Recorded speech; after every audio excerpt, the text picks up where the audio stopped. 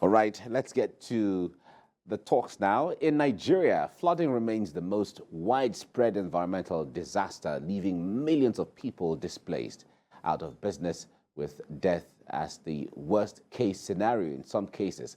Although the National Metrological Agency may observe due diligence in informing the citizens of the pattern of rain, it still remains unpredictable. Now, some of the major challenges causing this disaster are poor sanitation, unsafe housing, blocked drainage, and all the rising sea levels that seem to occur in many states. Now, flooding constitutes to be a threat to Nigeria achieving the Global Sustainable Development Goals. As the dry season is gradually approaching, it may create a sense of ease in the minds of people. But what happens when it rains again? This is the question on the minds of Nigerians that we seek to find answers to. Joining us in the studio is an environmentalist and the CEO at Mark Press West Africa Limited, Ido Salau. It's nice to have you join us this morning. Thank you. Nice to see you. We have been on this set over the years. We can't even count the number. We can't count how many times we've talked about the issue of the rains, the flooding, and all the environmental challenges. You know, every year we always have this prompting, projection by the authorities letting us know this is going to be the pattern of rain. There could be flooding in this area, how many states will be involved, how many local governments, how many communities, and so on. Yet we're still in the same spot 5, 6 years ago. Why is it so difficult for us to pick it up and move on? Thank you. The issue of warning, I think I should commend government for that. Sometimes it saves some lives. Yeah. Infrastructure development for flood management is key. That's number one. What is the funding that is made available for infrastructure development for flood management?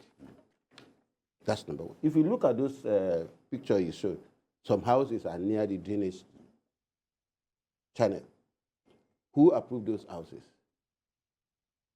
These are problems of government policy and those that are carrying out government program. These are areas they have to check.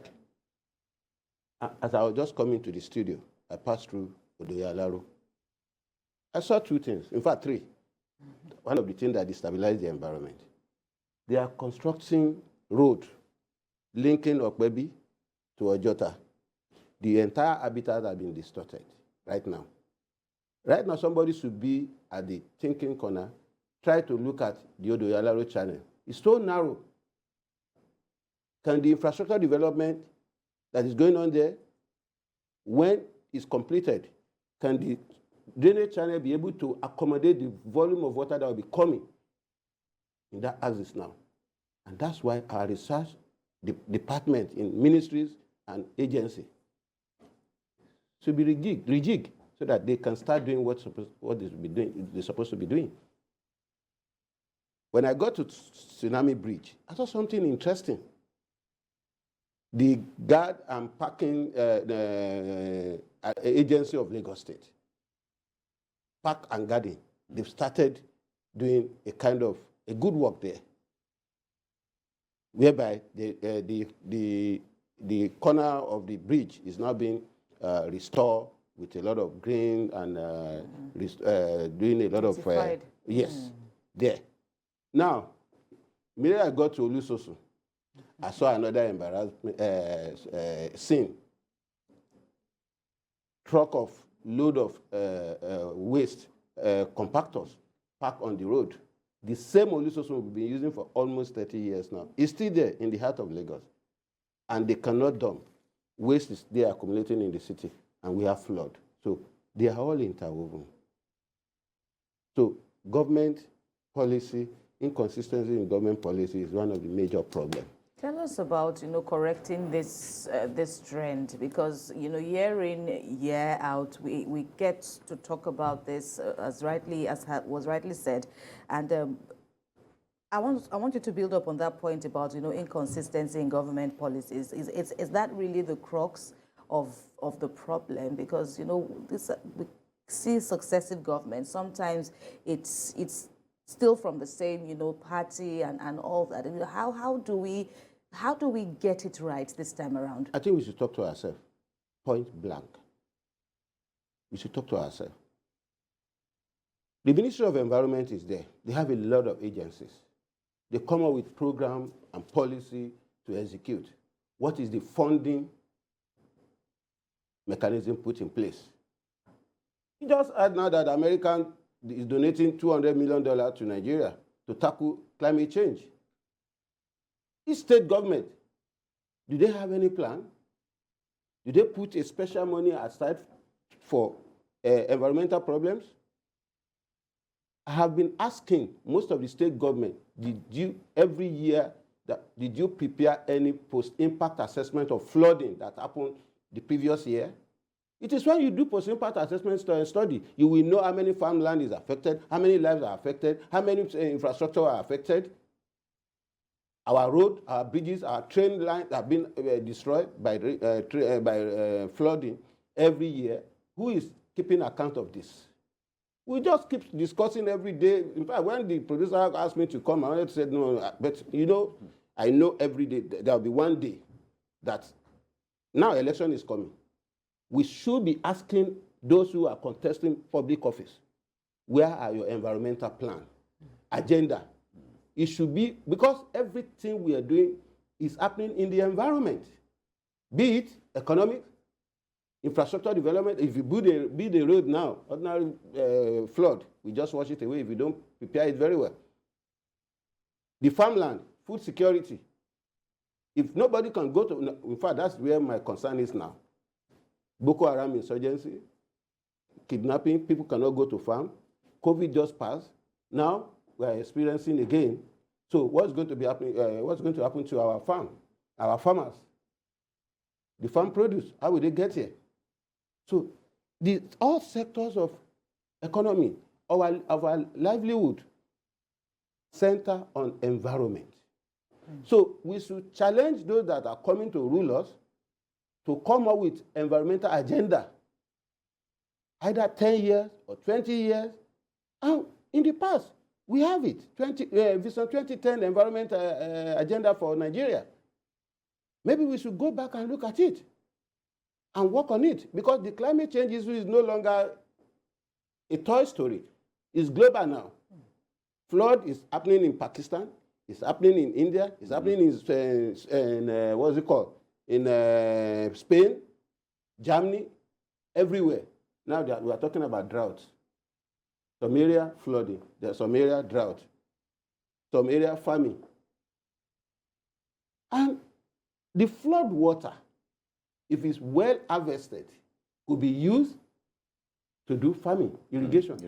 Somewhere else. All you just need to do is to employ technologies. But in your own perspective, from your own perspective, I should say, what I see is that we are dealing with a global problem that is in national undertones, because you've mentioned, other countries, even in the US, who are also, facing, issues like, extreme weather conditions, among which is flood. Tell us how, Nigeria stands at will stand on its own amidst this global challenge that we are facing with the environment. We can't stand on our own. It's a global problem. But how much of a peculiar problem is that of Nigeria? You see, we have human problem. We have institutional problem. We have policy problems. All center on environmental management. Everybody have responsibility. When they ask you not to build on a drainage channel, that is why you go and buy land from Omonile, and you will build your own house without having building permit. Who is responsible? Is it government? Who is the government agency that's supposed to go and check and demolish? The government that's supposed to be doing maintenance dredging on all those drainage. We have about 6 drainage channels in Lagos. Natural one. Odoyalaro is number 1. We have that of Ikota. We have that of Ijesha. All like that, spread all over Lagos. Natural. When last did they distil them? I can remember the administration of Governor Babatunde Fashola, when he was saying that I have cleared, that's maintained both old, constructed a new one, close to 720 something kilometers of drainage in Lagos. Because that is when you have the policy maker who puts environment, and the same person started Green Park, tree plantation in Lagos. They call him Governor Lefo or something like that. Then, during his time, he projected the issue of climate change as a priority. That's what we are facing now. But in all of these that you have said, we have a human problem, we have institutional problem, we have policy problem. It means the problems are so much. Is Nigeria helpless at this point? Because you also mentioned the issue of funding challenge earlier on. Yeah. How helpless is Nigeria now? We are very helpless. Very helpless? Yes, very. So there's no way forward? No, the only way forward is for us to go back to the drawing board. Let the right people manage. That drawing board is full now. No. You see, we have wrong people there. Oh, standing by the drawing board? Yes, we have wrong people there. The best bet is put the right people there who, let's assume, if I'm given a responsibility to manage an agency in the environment sector, if it's not the area I don't have any knowledge of, I will tell you, no, put me in waste management or put me in a drainage department, put me in this, and I will hit the ground running the first day you appointed me as the head of the agency because I know the problem. I know where the problem lies. See, just overnight, I was watching CNN. They show a waste-to-energy plant in Copenhagen, in Sweden, generating electricity from waste. From waste. That same waste is what we are wasting here. And it's serving 127,000 houses. And that's what is there in Ojota, that we have been burying. We turned that place to a cemetery of waste. And we cannot utilize that. It's contributing to climate change. Because if our government has every formally day, banned every dumping day, refugees. the amount of carbon monoxide that is coming out there, you can't quantify it anymore due to the amount of waste that has been disposed in that area openly. And that's a treasure. That place could be converted to energy hub, whereby you bury the waste, you tap the gas, and you use that electricity, the energy you collect from that place, to power the entire street light of Lagos. It's a project that can be done, and it has been done. And you just need the right people there, and you need the people that will give you the support.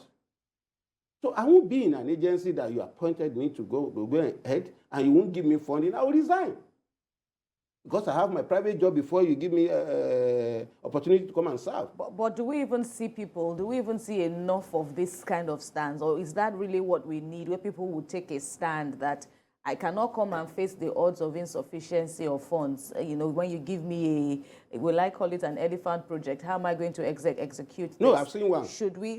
Are we seeing enough? No, I've seen one. Is that the solution? There was a day a friend of mine, a commissioner in Kwara, just sent me a message. I just resigned.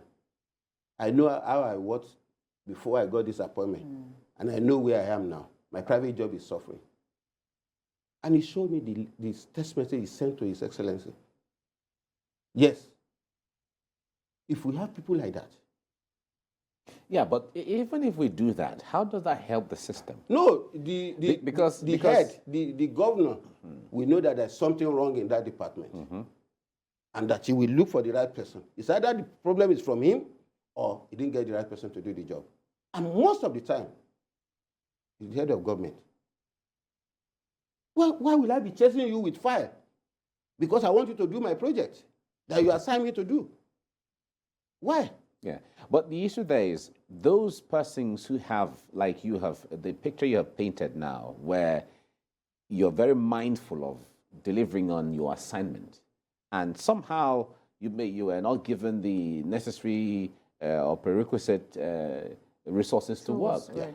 When you leave the system, how does it help the system? You're just one person. You're just one person. And you're going to need, because we're talking about the entire system that is supposed to be working, and you're just one. part of that entire system. President Buhari is just complaining now that those that are supposed to market him didn't do enough. So he's feeling it. So he should look for those that can market him. He's not firing anybody? No, that is the problem. It's because if I am the one sitting in that position, today I will put my resignation letter down. Yes, maybe somebody just did it in Lagos. He saw building collapse twice, more than what he can cope. And he said, sorry, I'm resigning. Yeah, that's integrity. It's like, it's either something is wrong in that ministry, and I will say, those who sat in that ministry and nothing is going on, and they've been there ages. All right, so we're talking floods, and just like we've talked about, the waste to wealth initiative, we've seen a lot of, private sector involvement. In fact, ordinary people, more and more, ordinary residents are coming out, taking it up from there in their own little corner. But is this flood situation, this flood crisis we have on our hands, is this something that is exclusively at the reserves of the government of the day, or is there room for private sector involvement? There's some area private sector there's some area private sector can come in. If you don't have waste blocking the drainage channel, then water will move freely. So if those people that are doing plastic recycling, because plastic is one of the major clogging right elements that are clogging the. So if we are able to move more past that one, then and we can create job from that, because the recycling of plastic can give another product. That's one. Two, the funding for the private sector. I don't know why we have not have something like Green Bank to tackle environmental problems. What's that about? The Green Bank will just be like a bank, like a specialized bank, like Bank of Agric, like Bank of Industry, and that means I'm just giving you an acronym of Green Bank. That the main responsibility of that bank is to be providing fund for private sector that want to go into environmental business. Why do I need to go to ADB or go to bank abroad to bring in money to start waste to wealth in Nigeria, when there is Green Bank in Nigeria that can give me at small digit? I'll create job. I'll be able to provide secondary raw material, and that's increasing the economic activities of the country, employment opportunity, then sustainability of the environment.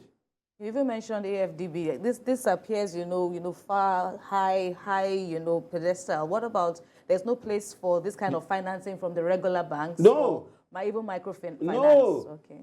Even there was a time I was trying to access Bank of Industry for wastewater treatment plant in Ikeja.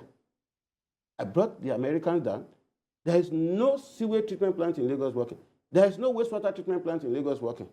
Where, anyway, no more industry that is producing the effluent now. So what do we want to treat? All the industry have been converted to churches, and that's where we are producing maybe prayer and everything every day. When we are, no, on a more serious note, sometimes talking about Nigeria is giving someone a headache.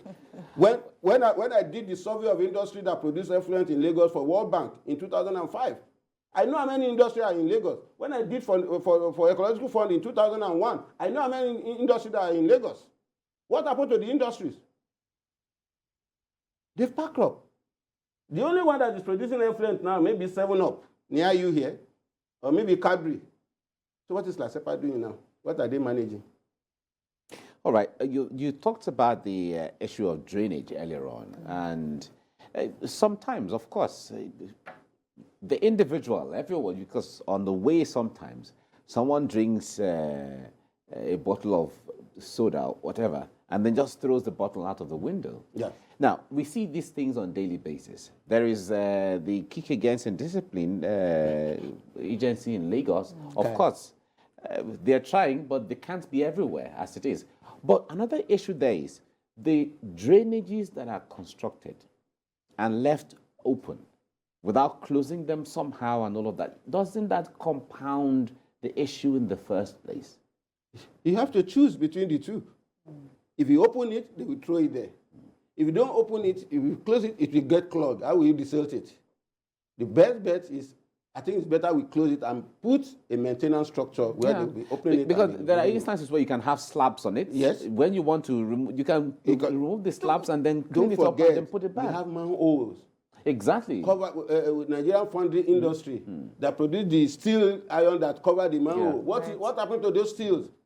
The bola boy, they carry the steel and go and melt. Again. And you put that blame on government.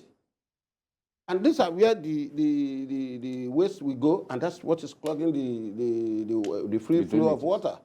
So all we just need to do is we need to sensitize ourselves about the effect of flooding, that it affects infrastructure, affects human life. The statistics for this year alone is not friendly at all. Almost 115 lives already lost. Yes. 73,000 people displaced, 277 people injured, and we are going to have about 32 states. And out of the 3 types of flooding, we are only experiencing only one now. We are going to experience the remaining 2, which is coastal flooding and river flooding. Is that still for We are this only year? having urban flooding. Is that for this year still? Yes. Some states, some riverine states, Rivers, Lagos, Cross River, Delta, Anambra, they are still going to experience coastal flooding.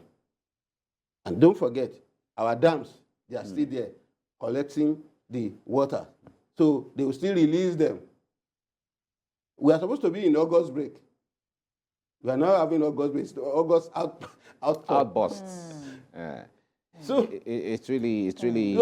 Our preparedness for risk assessment of flooding or risk management for flooding is what is worrying me now. But from my takeaways from what you've said, they appear long-term. Yes. They appear long-term Long-term, plans. And, yes. you know, looking at these predictions, not only from NIMET now, but even from yourself now, from an environmentalist point of view, there is even still much more to come in terms of heavy rainfall. Yes. So what short-term... The prediction is that we are going to have it short in a shorter period, but very heavy. Yes. People are still at risk all the same. People are still maybe at risk. In the north, they will have it for like 160 days. Then in the south here, we have it for like 260 something, or between 200 and 300 days. So yes. Can we have it better? Can we have a much better impact of the rains? It's natural. Listen, we can't do anything. What God wants to do is, well, our own is to prepare to reduce the effect on people and on our infrastructure. And that's what we call mitigation. So how do we mitigate it? How do we put things in place that the effect will not be too devastating to us? That is still achievable even between now and year's end. We can still get that right. You said the planning is a short term. You know, I commend NIMET a lot for warning, for giving that warning. And that warning should translate to something. And that's where I'm going, that the policy maker should go and look at the warning and start planning towards the warning side. What can the individuals do at this time? The individual is because just to protect yourself. Once this thing comes, just your life first. Prepare. Your life first, forget about property, forget about this, get out. Because now, after that, the health implication, because most of this flooded water will now mix with our wells, our this. Absolutely. And heavily polluted. All right, we have to leave it here now. There is still more as we get along. We just hope that the next time we'll talk about this will be time for us to talk about some achievables and deliverables. We will monitor them. Yeah, exactly. We now start monitoring them. Yes. Because now election is coming. That's where my own concern is. All right. Well, the Nigerians will ask the questions. Yes. Thank you so much, Ido Salau, for coming on the program. And thank you for what you do in the environment space. Right. Thank you. Thank you. Right.